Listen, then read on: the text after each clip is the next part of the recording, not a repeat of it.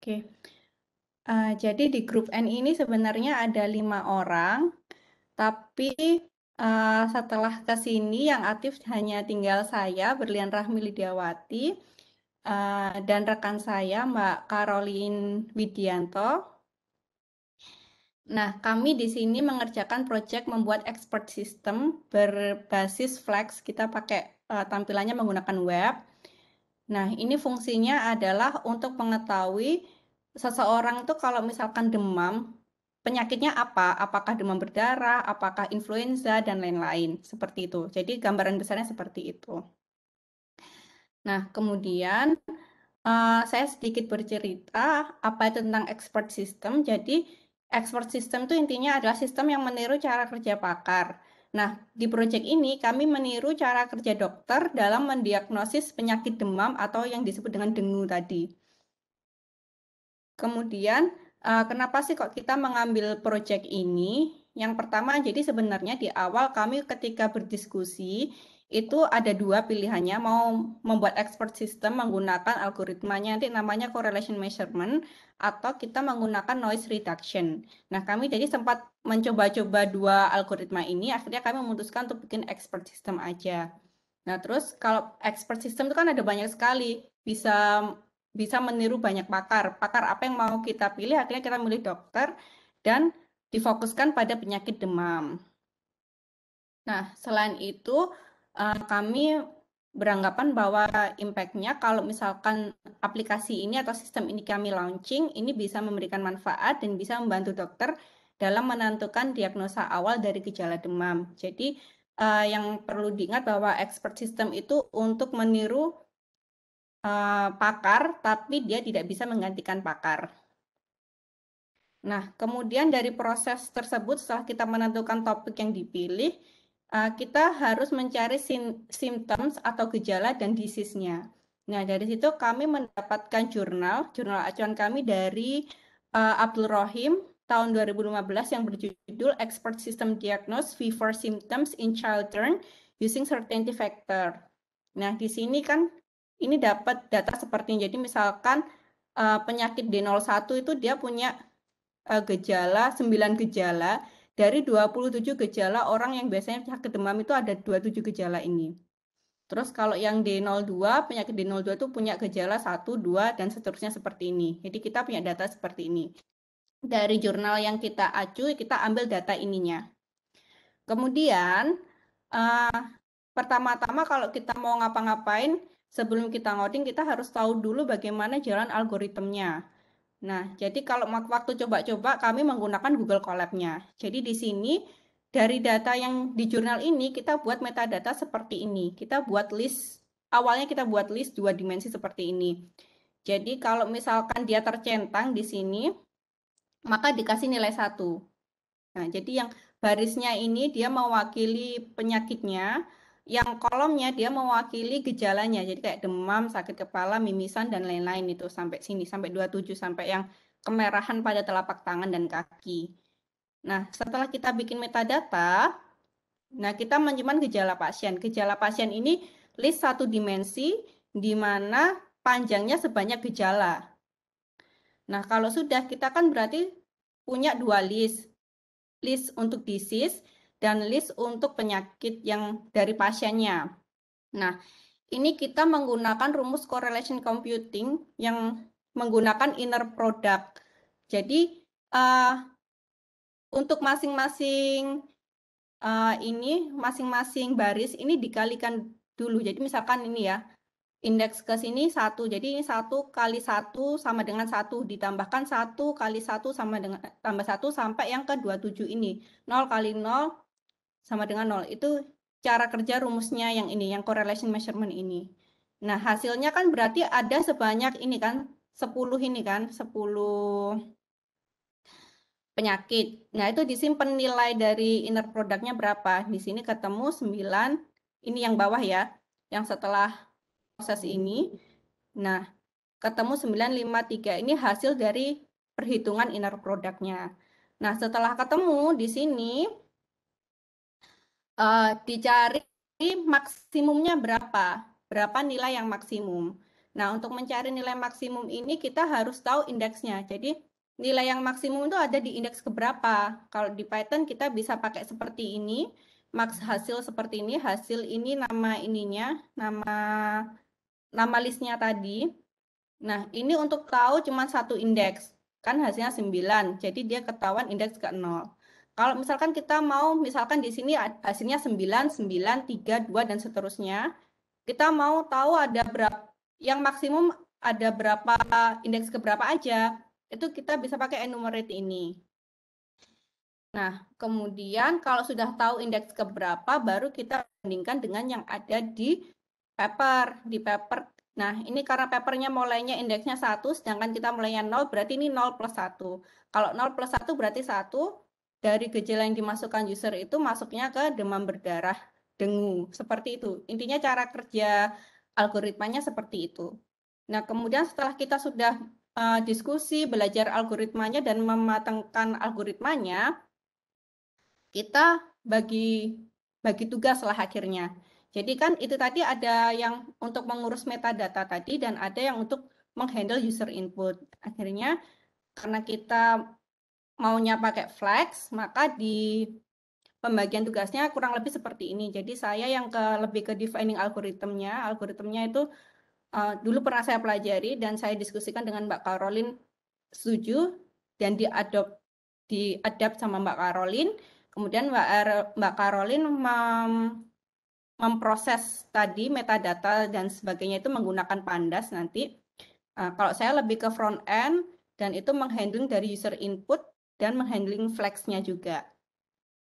Nah, kemudian langsung ke source code-nya. Jadi intinya kalau di directory dengue disease, ini namanya dengue disease, itu seperti ini.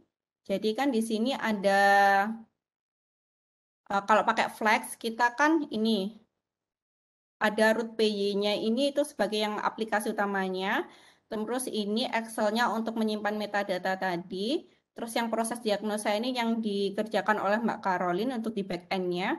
Kemudian template-nya ada ini semua, index, about, contact, diagnose. Jadi kita ada 5 halaman. Kemudian di static, di folder static kita ada CSS, ada image, ada JavaScript-nya juga. Nah, terus di sini untuk mengakses image yang kemarin belum sempat disampaikan. Jadi kalau mengakses image-nya itu dari HTML tag image itu pakai ini. Nah, pakai ini. Kalau kita mengaksesnya dari CSS langsung seperti ini.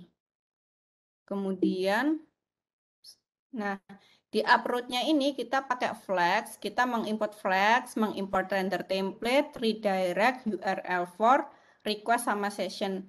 Request sama session ini nanti lebih ke untuk ngirim-ngirim data gitu, untuk masing-masing root-nya. Nah, terus kemarin yang diajarkan kan langsung pakai app sama dengan Flex name seperti ini. Terus di sini kami tambahkan app secret key, ini fungsinya untuk menghandle session, jadi kita pakai session. Untuk mengirim data dari satu root ke root lainnya itu, ini kami mempelajari dari sumber lain juga, itu pakai session intinya. Nah, terus kami buat variabel list symptoms, dia itu global, isinya 0, jadi di awal kita buat 0 dulu, sebanyak 27, panjangnya 27 tadi. Nah, kemudian di indeksnya, nah ini di session status false, ini intinya kita buat variabel status itu false dulu, awalnya seperti itu. Nah, ini untuk merender ke template index HTML-nya. Kemudian ini tampilan awal dari web yang kami bikin. Nah, terus di sini kalau misalkan kita klik start, itu intinya dia tetap di index.html, tapi dia turun ke bawah, ke scroll gitu loh. Nah, itu kita bikin yang ini, uproot test. Jadi dia itu return-nya tetap indeks HTML, tapi dia scroll-nya langsung ke test. Nah, ini di HTML-nya, div-nya itu kita buat ID-nya tes, ini maksudnya scroll test, kita merujuk ke ID test.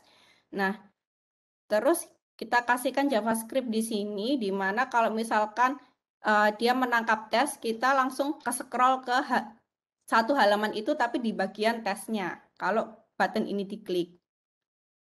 Nah, kemudian untuk memasukkan symptoms, kita pakai seperti ini. Ini masih di index.html. Jadi ini pakai slider. Slidernya sebanyak 27 dari indeks ke 0 sampai 26. Nah, fungsinya adalah jika button yes ini diklik, indeks ke 1 pada list yang kita buat, list symptom yang kita buat di awal tadi, itu diubah jadi 1. Nah, kalau no, indeksnya diubah ke 0. Sesuai dengan indeks buttonnya ini dia slider ke berapa. Nah, sekaligus akan berpindah ke slider berikutnya. Nah, itu caranya untuk button handlingnya. Di sini untuk buttonnya, masing-masing button itu kan ada 2 button, jadi yes sama no. Itu kita kasih ID no sama yes seperti ini. Nah, terus habis itu kita buat JavaScript di sini, sintak JavaScript-nya, di mana kalau kita nemu ID yes, kalau ID yes itu kita mengirimkan data, indeksnya indeks ke 0, ini sesuai ya, kalau yes-nya 0 berarti indeksnya juga ke 0, kalau yes value-nya 1, nah kalau yang no value-nya 0. Sekaligus kalau diklik dia berpindah ke slider berikutnya itu pakai seperti ini.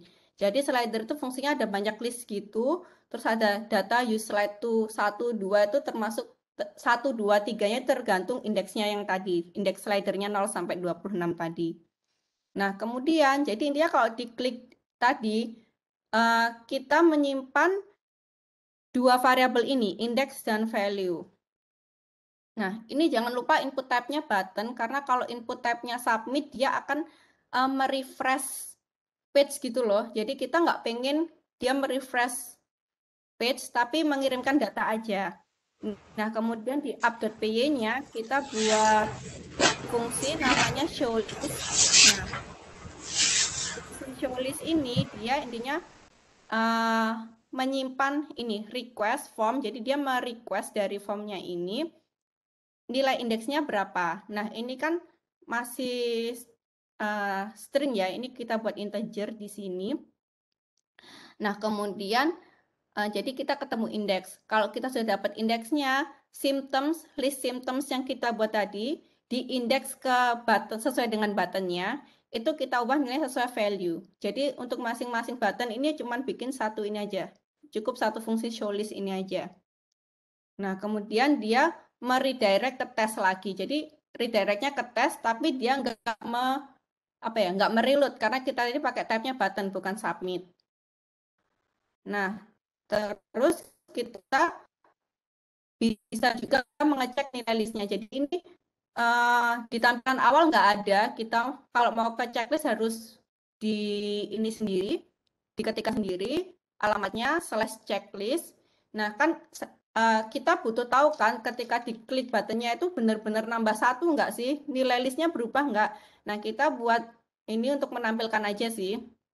Jadi intinya dia di root checklist ini dia menampilkan show list dengan mengirimkan nilai symptoms-nya itu. Nah, terus habis itu di HTML show list itu cuman gini aja sih, cuman data. Intinya dia cuman nerima data dari list yang kita kirimkan terus ditampilin satu nilainya berapa. Ini untuk cara termudah kita mengecek sudah berubah menjadi 1 atau belum. Nah, kemudian pada slider terakhir di indeks ke-26, ini kalau diklik no atau yes-nya, itu akan memunculkan button diagnose ini. Nah, button diagnose ini default-nya dia adalah display-nya none, dia di hidden. Kemudian kalau diklik ini script JavaScript-nya dia akan ditampilkan. Seperti itu. Nah, kemudian kalau sudah diklik ini diagnosnya, nah dia akan masuk ke root process. Root process ini dia di belakang layar gitu loh. Jadi dia nggak akan tampil di webnya, tapi dia ada proses ini. Dia masuk ke root process. Nah, di root process ini result sama dengan, nah kita buat variabel result, dia mengambil, intinya dia mengambil, mengirimkan data ke ini dulu. Jadi di ini kita kan sudah masukkan modul proses diagnosa demam 3 ini dari yang dikerjakan back-end oleh Mbak Caroline. Kita mengimport diagnosa. Jadi diagnosa itu ketika dibuat kita harus mengirimkan list gitu. Nah, kita mengirimkan list symptoms-nya. Nah, itu intinya kita mengirimkan symptoms-nya. Nah, nanti yang dari backend dia mereturn nilai indeks mulai 0 sampai 9 tadi. Nah, tapi karena nanti di backend yang akan dijelaskan Mbak Caroline itu kan pakai NumPy, pakai Pandas, itu intinya tipe datanya dia bukan tipe datanya Python yang integer. Jadi kita harus dia tipe datanya itu kayak kemarin yang kami cek itu dia jadi NumPy int64 gitu kalau nggak salah. Nah, kita kan pengennya dia jadi integer. Nah, karena kita pengennya dia jadi integer, ini kita kasih dot item ini. Nah, kemudian nanti kalau sudah dapat indeks dari backend itu, nilai result kita simpan di session result, kemudian season statusnya kita buat menjadi true. Nah, ini untuk kita kirimkan ke fungsi diagnose dan root diagnose. Nah, sebelumnya kita akan kami jelaskan juga proses backend-nya seperti apa, itu akan dijelaskan oleh Mbak Caroline. Oke, saya coba jelaskan proses backend-nya. Saya menggunakan Pandas untuk import file Excel yang isinya adalah matriks gejala dan deskripsi demamnya lah. Di sini, nah itu di bagian baris pertama di Excel file sama dengan PD Excel file itu untuk bacanya. Terus untuk bagian dari situ saya ambil sheet demam dan sheet gejala demam, gejala versus demam. Dari di baris DT respons pasien itu saya bikin data frame yang ambil datanya itu dari lemparan yang dari flash tadi.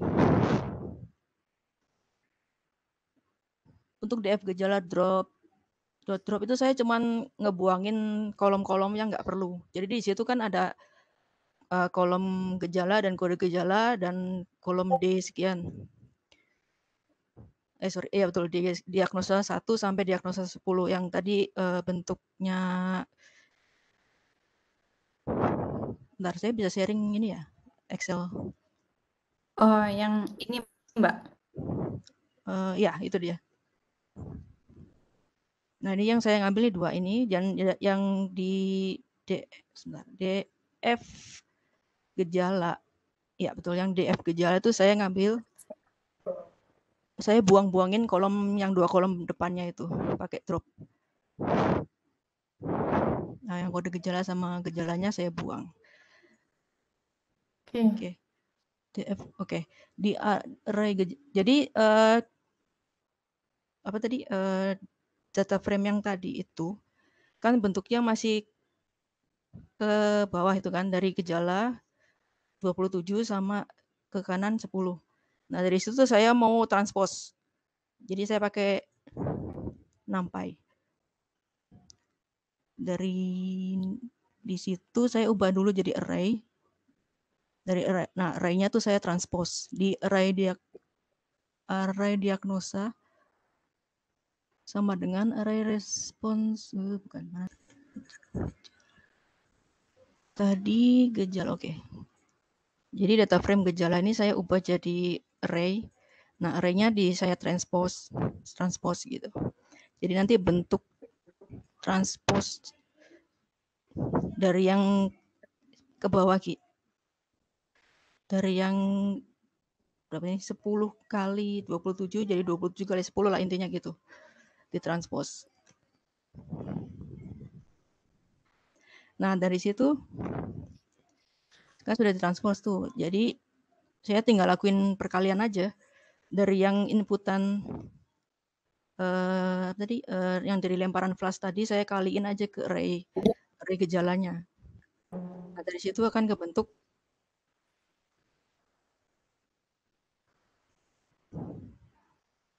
nah ini biar lebih jelas. Nah, pada saat proses ini array diagnosa array response patient kali gejala yang ditranspose tadi outputnya nanti kayak gini diagnosanya dari 1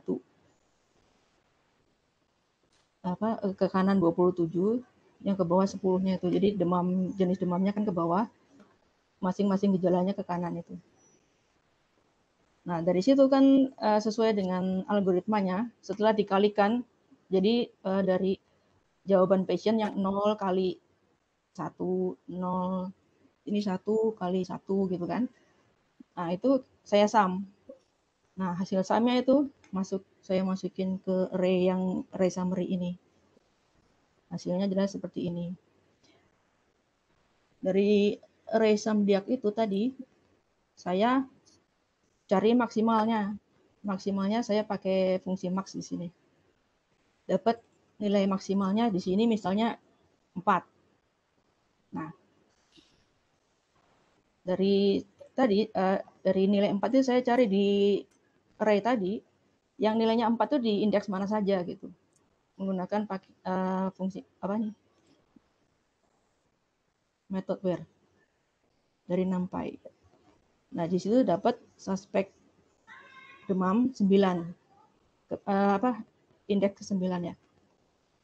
Ini kebetulan cuma dapat 1. Kalau misalnya dia ada beberapa yang nilainya 4, misalnya di 1, 2, 4, 2, 2, 2, 1, 2, 4, nanti di sini akan keluar indeks nomor 0, 1, 2, jadi 2,9 gitu.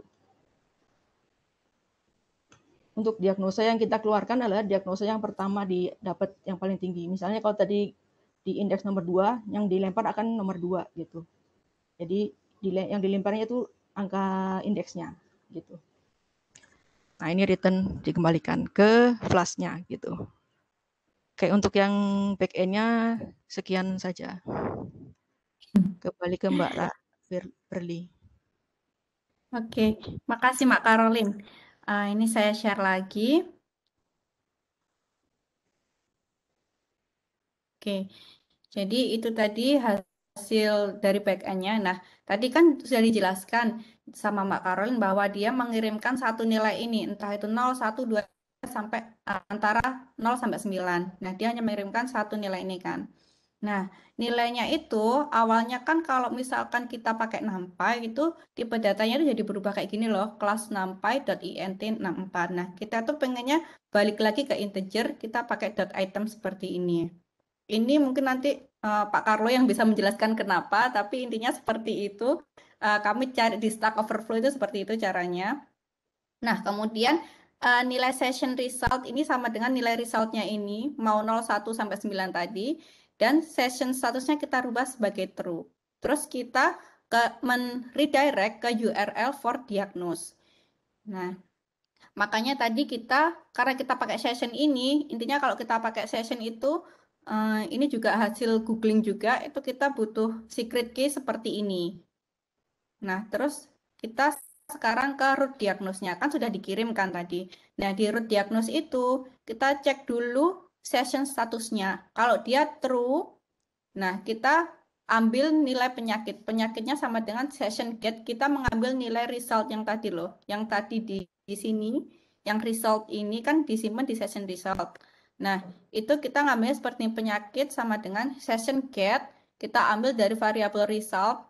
Yang kedua, parameternya kita buat known. Nah, ini intinya penyakit nilainya antara 0 sampai 9 tadi. Nah, kalau penyakitnya 0, kita buat headernya, dia penyakit dengue hemorrhagic fever nih DBD. Nah, ini terus ada kayak keterangannya apa gitu. Jadi ini header sama body ini nyimpen string. Nah, ini if-nya ada sampai 9 berarti. Nah, terus kalau misalkan usernya tadi belum melakukan tes atau session statusnya masih false, itu kita bikin tampilannya defaultnya seperti ini. Please do a check, terus ada button juga untuk di HTML-nya itu ada button untuk ini, untuk melakukan start a new test. Nah, terus kan karena kita pengen di diagnosa HTML ini dia dinamis kan sesuai dengan penyakitnya apa. Nah, kita kan sudah simpan di header sama body. Nah, ketika return render template, maka kita lempar nilai header sama body-nya. Nah, di sini di diagnosa.html itu isinya cuma gini aja. Jadi untuk headingnya kita ambil data dari header yang dikirim dari app.py, kemudian di body-nya kita buat body. Nah, ini pakai kurung kurawal ini yang kemarin seperti dijelaskan yang pakai Jinja itu. Nah, terus ada button satu, start a new test, itu dia masuk ke URL test tadi yang saya tunjukkan ada upload test tadi. Nah, jadi ini tampilan diagnosanya itu dinamis. Defaultnya seperti ini. Please do a check to get diagnosed. Ini untuk kalau kita belum pernah melakukan tes sama sekali. Dan ini juga kalau sudah melakukan tes terus ketahuan hasilnya, dia ketahuan, oh sakitnya dengue hemoragik atau kita biasa tahunya DBD. Maka ketahuan seperti ini. Nah, ini sengaja memang kita buat bahasanya bahasa Inggris. Nah, kemudian selain ada dua HTML tadi, indeks HTML sama apa namanya tadi, diagnose, kita juga ada halaman about sama halaman kontak. Ya, intinya kalau about ini tentang algoritma kita itu jalannya seperti apa sih, sistem kita jalannya seperti apa, kita tulis di about, terus kontak ini kontak developernya. Saya dan Mbak Caroline tadi. Nah, terus template CSS, kita saya bikinnya di Nextpage ini desktop, ini bisa di Windows, Mac, Linux, bisa semua. Nah, intinya dia bikinnya di sini dulu, ini tinggal drag and drop gitu, terus nanti dia di-render sudah jadi template. Cuman tetap harus ada beberapa bagian dirubah, kayak slidernya itu yang hasil rendernya itu agak berantakan, jadi sedikit dirubah beberapa part seperti itu. Jadi tetap harus sedikit belajar HTML sama CSS-nya. Nah, terus ini ada beberapa reference dari mana kita melakukan project ini. Yang jelas adalah data untuk membuat metadata tadi dari papernya Abdul Rohim yang berjudul ini. Ini ada ininya juga, linknya. Kemudian correlation measurement itu dulu saya dapatkan ketika saya kuliah. Kemudian bootstrap template-nya tadi dari Nextpage tadi, image-nya kami ambil dari Pixabay, terus health information-nya kita pakai AlloDoctor, terus kalau misalnya kita ketemu error atau ketemu ini kenapa kok nggak bisa, kita pasti larinya ke Stack Overflow. Terus karena tadi kita nggak pure Python, tapi juga ada seperti HTML, CSS, JavaScript tadi yang terutama untuk button-buttonnya tadi, kita ngambilnya belajar jQuery-nya dari Witry School. Kemudian slide-nya kami ambil dari slide Carnival yang kita buat ini. Nah, ini mungkin langsung demo atau ada yang mau didiskusikan? Boleh langsung demo dulu aja, Mbak.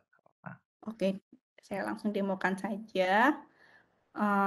Pertama, kita jalankan Flex-nya dulu. Nah, oh ya, kalau pakai tadi kan di back-end-nya kita pakai Panda ya. Nah, itu kalau misalkan kita pakai Flex, ternyata walaupun saya dulu sudah pernah pip install Pandas, kita harus pip install lagi di environment kita. Nah, terus ini halaman awalnya saya refresh dulu. Nah, ini halaman checklist-nya. Nah, checklist-nya kan awalnya 000 aja karena kita belum tes. Nah, ini di halaman awal ada home, about, contact, sama diagnose. Intinya ada ini tadi yang sudah saya tampilkan, terus ini untuk tes symptoms, kemudian ada informasi tentang dengue and fever, terus ini cuma dokternya aja sih, cuma gambar-gambar aja intinya. Terus ini kalau yang tadi saya jelaskan, kalau about itu di sini menjelaskan tentang gimana sih cara kerja sistem kita, itu kita jelaskan di sini biar orang tahu, oh cara kerjanya seperti ini gitu. Maksudnya kita mau menjelaskan bahwa kita nggak melakukan diagnosa yang ujuk-ujuk seperti itu, maksudnya ada prosesnya di sini. Ini juga kami sertakan referensinya dari Abdul Rohim itu, kalau diklik dia ke sini, ke papernya. Nah, terus kalau kontak ini tentang kontak. Terus kalau diagnos ini, nah ini tampilan awal diagnos pasti seperti ini, karena kita kan belum tes. Kalau kita makan tes ya nah ini larinya ke sini. Termasuk tadi kalau di awal kita buka start, itu nah ini larinya ke sini juga, ke tes. Jadi ini satu halaman yang sama, tapi kita fokuskan langsung scroll ke tes tadi, ke root test. Nah, ini langsung aja misalkan sebentar tadi di about-nya.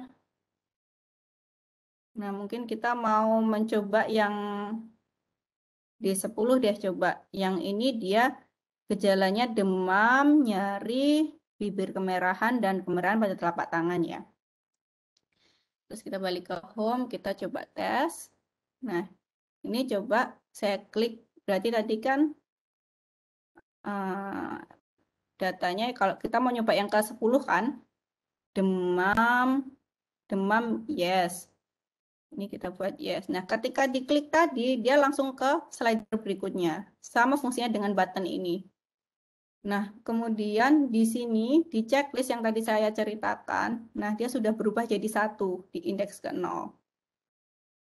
Nah, terus kita langsung tadi, yang kedua adalah kita langsung ke sini ya, kita coba yang ini, kita coba nyeri, bibir merah, berarti gejala nyeri.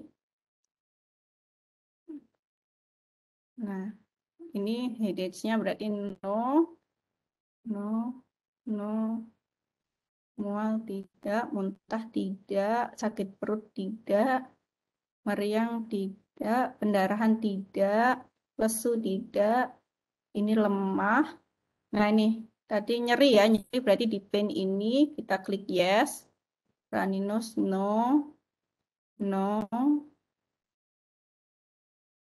sampai nanti yang bibir kemerahan.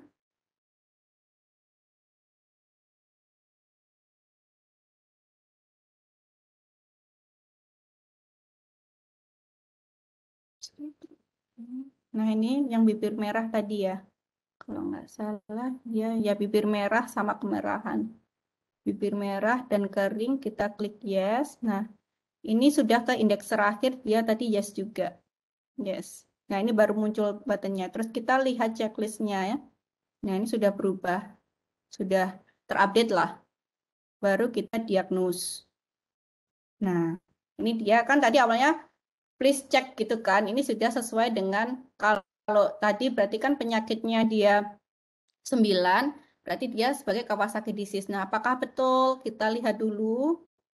D10. Nah, D10 tadi kan kita ngetes yang D10 ini ya. Sudah benar. Demam Kawasaki atau Kawasaki disease bahasa Inggrisnya.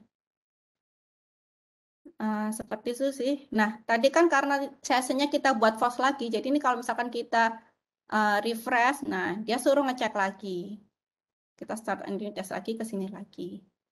Gitu sih, Pak. Mungkin mau mencoba yang lain atau ada yang dikomentarin dulu.